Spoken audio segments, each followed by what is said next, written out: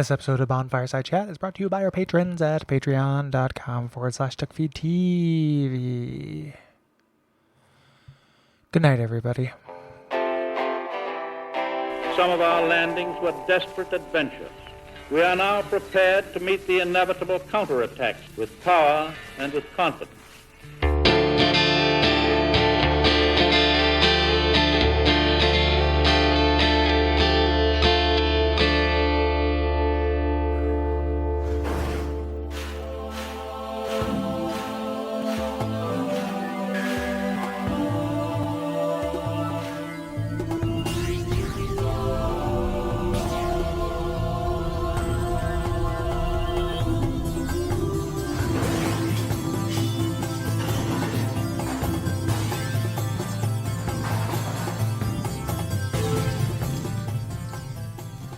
My name is Gary Butterfield. My name is Kole Ross. And you're listening to Bonfireside Chat. It is it's Grandma's favorite. Yep, it is. We're branching out into the baked goods. Yep. you can get behind. the trick, a little bit of extra vanilla. Mm-hmm. But this week we are reading your responses to Shadow Tower, and not a lot of people came out. A lot of people bounced off of it. There was a lot of like ambient chatter in the Slack and other places, but I threw in some Uzumaki responses as well. Yeah, which is understandable. We thought this might happen, and this is always a risk when we do off-season stuff. That's why we do fewer appendices. Yeah, appendices. But yeah, I'll get us started here with Sam Bear, who says via contact. I'm sure you guys have already covered this, but figuring out the gameplay loop in Shadow Tower, kill enemies, gain stats, trade old equipment, repair equipment, repeat, after fumbling around with it for a couple of hours is among the most satisfying moments in gaming for me.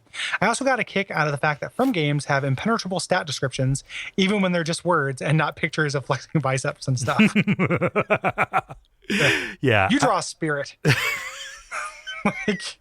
What are the stats in Shadow Tower? It's like SPI, SLC. Yeah, you draw SLC. Yeah. I can't. I tried. I can't. Yeah. It's super tough. True. Yeah. It's I mean, can you picture like at that resolution what they would have to do to like convey that? Yeah, I don't know. I mean, they have the icon for the 10-ton weight. Yeah. So they could do something with that kind of fidelity, but like even just describe like how you describe dark damage in an icon, you know? You know what? And even Dark Souls doesn't do a great job at that. It does a terrible job at it. That's one thing which like From has like unquestionably gotten better at. The symbols all make sense in Bloodborne. Yeah. So. Moving on here to Lotus with a slightly longer response here saying, super duper looking forward to hearing you guys talk about Shadow Tower. I fucking love this game to the point that while I've yet to finish a Kingsfield game other than 4, I've beaten Shadow Tower twice. There's just something about the faster pace that makes it more approachable to me. So much so that I legitimately enjoy the combat, whereas in Kingsfield it is a necessary hindrance at worst and just kind of there at best. The increased complexity, having 2 spells at the ready, a blocking mechanic, and being able to quick switch between 2 weapons certainly doesn't hurt either. I love how it has a significant survival aspect due to the durability system, and I find myself playing this much like I do survival horror games, where I will play through a section, reload, and then play through it with foreknowledge that allows me to do a more efficient run. I love how there are more random elements in the items that you find and the monsters that you fight. Items are either fixed, dropped randomly from enemies, or always drop from certain enemies. Monsters are either fixed, randomly spawn. There are some 1 in 50-ish rare encounters in some places, including in boss arenas too. Oh yeah. Yeah. Lotus continues, or they spawn when you trigger certain flags like picking up an item or reaching a certain spot in a room. I think it's due to elements like these that I enjoyed my second playthrough as much as I did. The monster designs. There are plenty of trite and boring. But the fantastic ones are truly fantastic. Horrific skull slime? Demonically possessed face cubes? Sure. Voiced NPCs? Yes, I'm so please. down for a face cube. Yep. Lotus continues. Voiced NPCs. Not always the best voices, but they all add a certain charm, especially in the case of a certain Roly Moly. Love that guy. And that's about all I have to say about that, other than I'm especially looking forward to hearing you talk about the water world in particular, which I would consider a progenitor of levels like Blighttown or the Valley of Defilement. Love that place. Mm-hmm.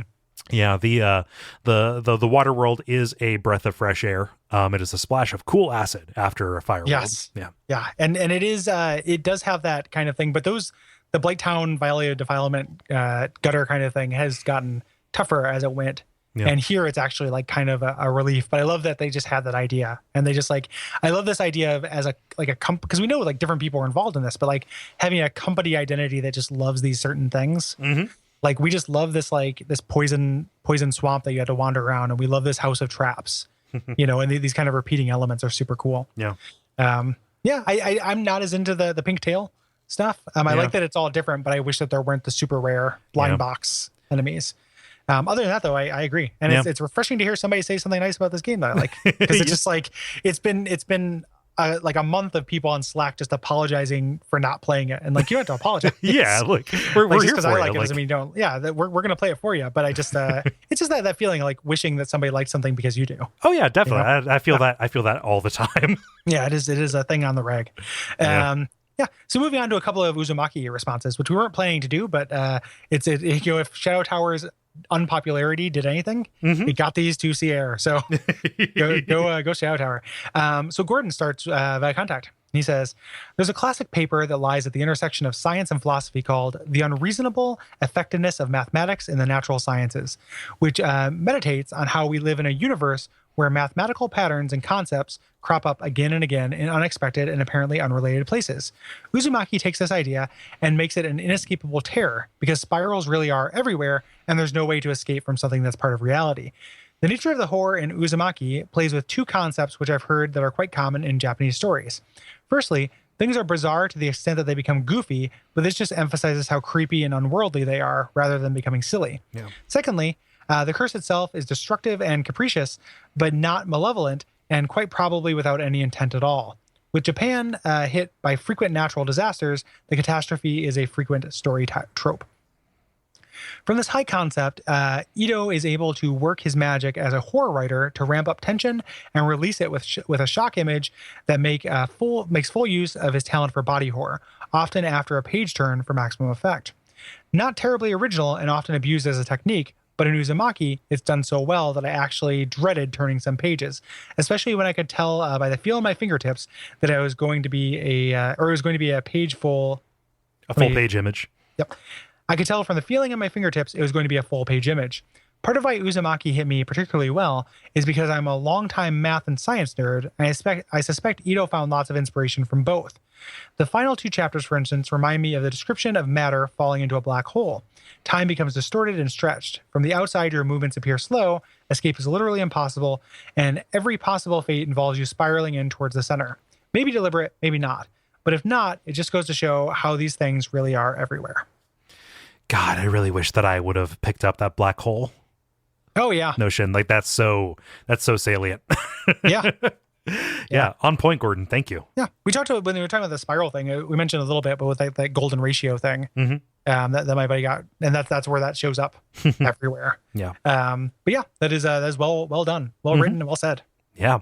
Yeah, I've been thinking about it, like, as I've been going back and looking at it and, thinking about ordering like Gyo and all these other Uzumaki works, like, how the foreign nature of the work, like just that idea that, there are just cultural ideas that I'm not familiar with, kind of lends to the otherness of it, and I'm trying to decide how I feel about that. Like, it's totally a thing, Yeah. I think it's okay. Yeah. Like you're recognizing it. And sometimes that does, like, it can have a negative effect for me sometimes too. It's not like it's positive here and it actually works with Uzumaki.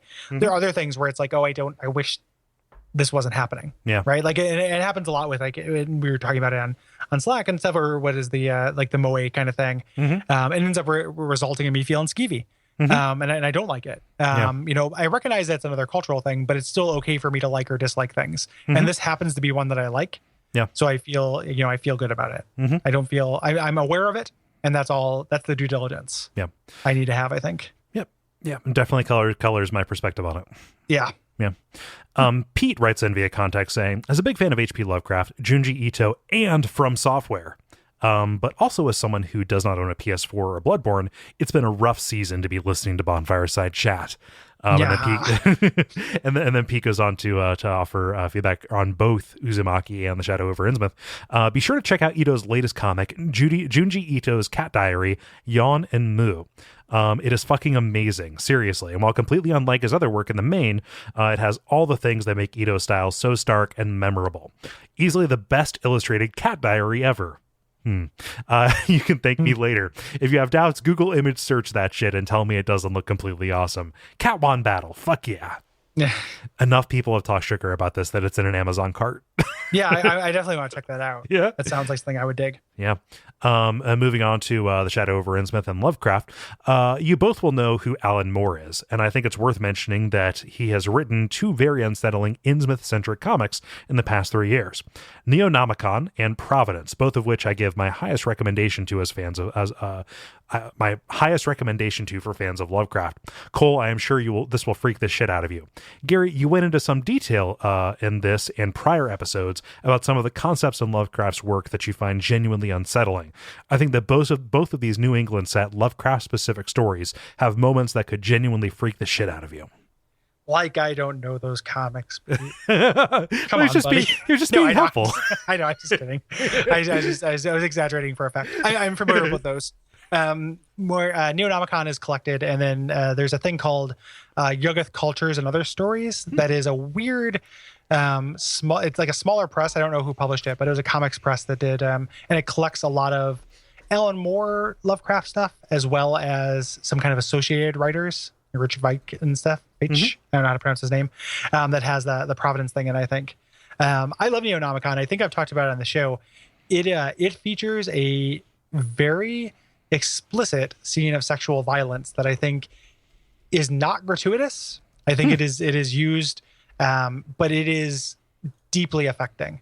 Yeah. So that's the intent. It's not played for it. It doesn't feel light to me. I think it is. I don't think that it is wrong to have used it, but it turns a lot of people off that book. Yeah. In a way that I completely understand. Yeah. However, I really love that book, and I think it's one of the scariest comics I've ever read. I find it genuinely unnerving and great. Nice. Providence I like a little bit less, but I still like both of those quite a bit. And also and Pete, I'm sure Pete knows about this, but if you don't know about The Courtyard, which is the prequel thing, or the spiritual predecessor, I guess it's prequel to Neonomicon, that's also well worth your time. The Courtyard is great. Yeah. Can you put those in notes? Yeah. Cool. Yeah, you should read Neonomicon, Cole. Yeah, no, it's really good. I've got the Collected Geo and Neonomicon and the Cat Diary all in a cart. I'm just pulling the trigger. Excellent. Yeah. Very good. Cool. Yeah, thanks, Pete. And I was just kidding about that. Like, I know. I just want to make sure. I figured it was likely, but I just I really enjoy it, like when people like recommend stuff, and this is super salient. So yeah, me too. I was just teasing, just goofing. Yeah. So thanks everybody for the responses. If you have anything to say about Shadow Tower Abyss, there's still plenty of time for that. This up at Duckfeed.tv/contact. Yeah, same thing for Titan Souls. You can check out the news posts that I put up for kind of the upcoming schedule of events. But we got some awesome stuff that I'm really excited to prepare for. Indeed. Yeah. You can go to patreon.com/DuckFeed.tv to support us financially. That goes a long way towards helping us out, and you get access to cool stuff like our Slack channel, early release, and if you back high enough, like cool little postcards that I'm super proud of that are fun to design. Yeah, just go back to the admin of the last episode and just replay all of that stuff. That was our crowning achievement of admin. So yeah, that's all. We have miles to go before we sleep. Been recording for a while, so we're gonna cut this short. Yep. But yeah, and stay tuned for just a couple super brief deleted scenes that contain spoilers for the Magic Circle. So you can just stop listening now if you haven't played that game yet. All right. Umbasa. Basa, basa, basa, basa, basa, basa, basa, basa, basa, basa, basa. And how was the Magic Circle? I like it. I don't love it. I think that the weird meta stuff and the ending stuff is really great. I think I can't figure out the game's perspective on people, and it feels defensive and hostile in a way I don't like. Oh, like it's not very kind.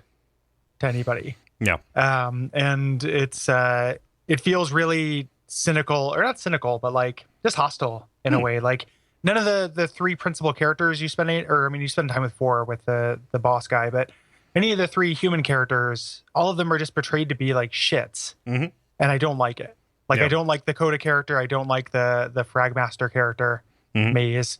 And then Dr. Venture, like, I like the speech he does at the end. Like, he's at least, like, clueless. He's not. Yeah. But the other characters are just like, what is the game trying to say about like, it's like, oh, fandoms are stupid and are bound to destroy themselves. Like, I don't like any of the messages it has about people, I think, are kind of shitty.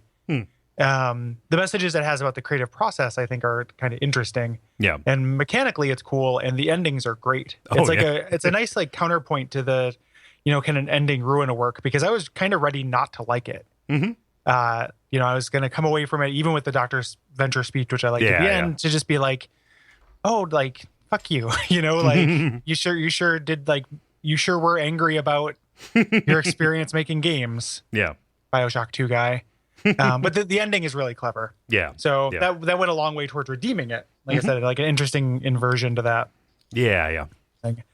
So that stuff is really cool. And it delivers on the promise of hack and slash in a way that's pretty satisfying. Yeah. Like I think the puzzles and that universe and that methodology to solve puzzles is actually pretty fun. And we'd love to see that kind of explored in like maybe a more tightly designed space. Yeah, like in a lot of ways, like when I realized how short it was, and that like after you get out of the ship for the first time, that's like all the area you're gonna get.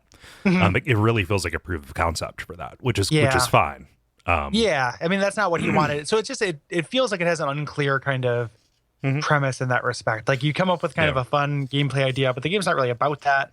And then you have this other gameplay idea, this idea of like creating levels as a game, which is, I think this is like either predated or was right around Mario Maker, which is the game of Mario Maker too. And that's a really cool game. Like I love that. Yeah. But then it also had these like kind of 2 stories it wanted to tell, which I would, with varying degrees of being worth telling, I think. Yeah. All of my goodwill is focused towards the Dr. Venture side of it. Yeah, just like somebody who has completely disappeared up his own ass and like doesn't even have the basic self-awareness to know why his life is a wreck. Yeah, like I would have liked just more of that stuff though. Yeah. Like it's such an interesting companion piece with the beginner's guide, right? Because like the beginner's guide, I came away from that, and this is not what the game wants you to do, but the emotions I was feeling was like feeling like I knew the guy who made the game, and could relate to him and felt really good about him. And the Dr. Venture stuff, like it is like the way they decide. So you portray that aspect of the character by having him interact with other characters, and both the other characters he interacts with in the game are failures. Right. Like I don't think that does a good job. Like all the things that were touching about the Dr. Venture stuff was him monologuing. Like all the stuff with the likeness rights. Yeah. And stuff like her brand, like that was just like it sounded like it was trying to be satirical in a way that just didn't land for me as a joke. Yeah. Like it didn't seem funny to me, even though for some reason, what it did make me think, check this out, blow your mind. Telltale's Venture Brothers. How good would that be? That'd be amazing. Like that's the best idea like I've ever had. And I have no power to make it happen. But that would be the best. Yeah. That would be super good. Yeah. Yeah. But it's just the weird, because the Dr. Venture speech at the end is really touching, right? Yeah. But up until that point, was it really exploring that? Like when he starts going into this, like, you came for control, blah, blah, blah. Like it doesn't really feel like up until that point that was what the game was about or what his interactions were about. I didn't read it as sincere. I saw him as flailing. Yeah. Yeah. But it was a lot of like focused flailing, right? So if it's like flailing, to me, to be read as flailing needs to kind of jump from subject to subject. That was definitely a monologue about one thing. So it's like it's him kind of, it's like he's in a flailing state, but I don't think that's what was going on. Like I think that it's too focused for it not to be something that the game wants to be about, or the character wants us, we're supposed to think the character is about. It reads too much like a thesis. Yeah. Yeah. So it's like it was good. It was just frustrating because like some of that are like, I just want the guy who like it just there's too much anger in it. Like it's a really weirdly like angry game that I don't. It feels like misplaced anger to me. Yeah. Yeah, it's hard to tell like exactly like what the anger is directed at that's real, right? Like, you know, I'm as down on fandoms as anybody, probably. Yeah. You know, but it's like, you know, it was definitely like an oversized cartoon straw man version of it. That's what I mean. Yeah. It reminded me of like Lady in the Water, where it's like, oh, the fans think that they can control your work, but look what happens when they actually do. You know, like it just it felt like that. Like it was a little nya. And I think that those, I can't tell if it was actual anger or if it was humor, but if it was meant to be funny, it didn't strike me as funny, and seemed like mean-spirited funny. Yeah, well, it's punching down. Like, oh, yeah, totally. all these people who love this thing, who want to work on it, but lack the unifying vision of That's this. exactly what I mean. Like punching down is exactly the word for that aspect of it. And then like all the stuff about like, you know, the act of creation should be joyous and isn't always, and the idea of like creating things as a substitute for having, you know, children and that being your legacy and stuff like that stuff worked. Yeah, it just I wish that they had like focused on it more. Yeah, that's what I honed in on. I think I put like the second Coda or whatever her name was started speaking.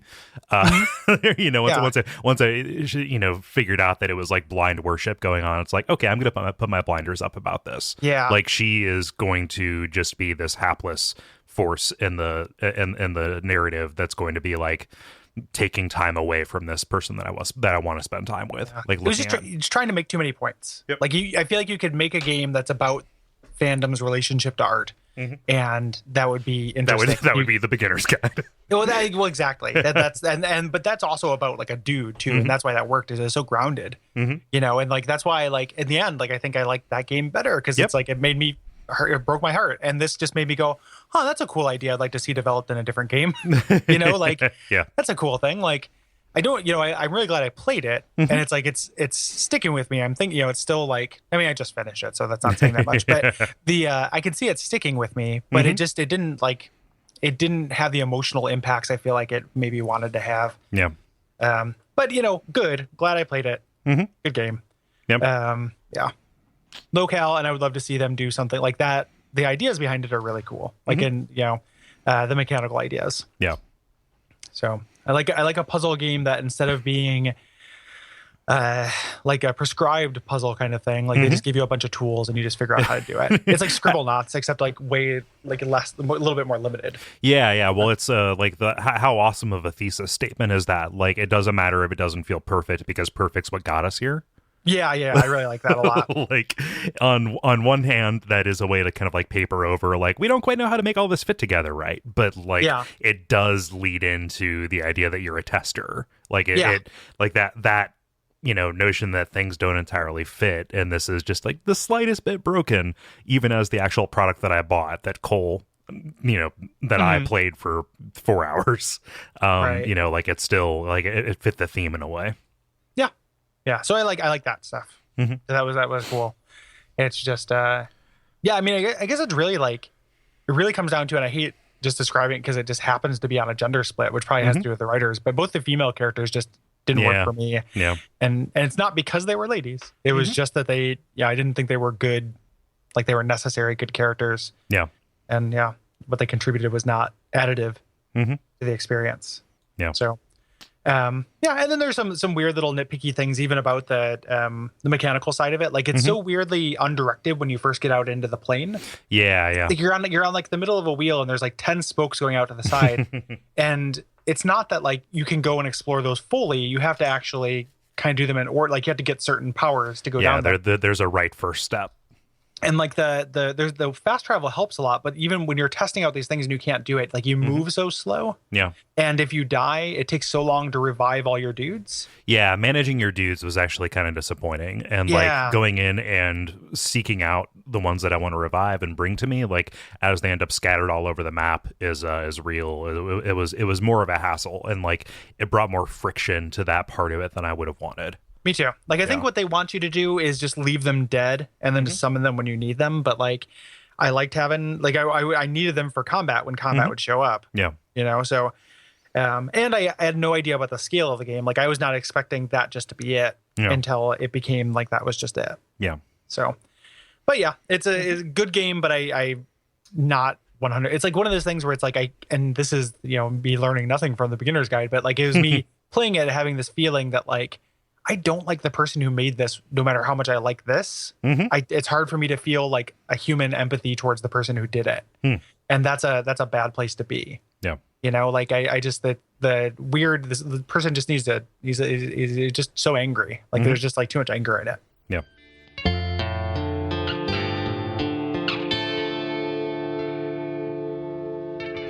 And we all pray that we will have far more soon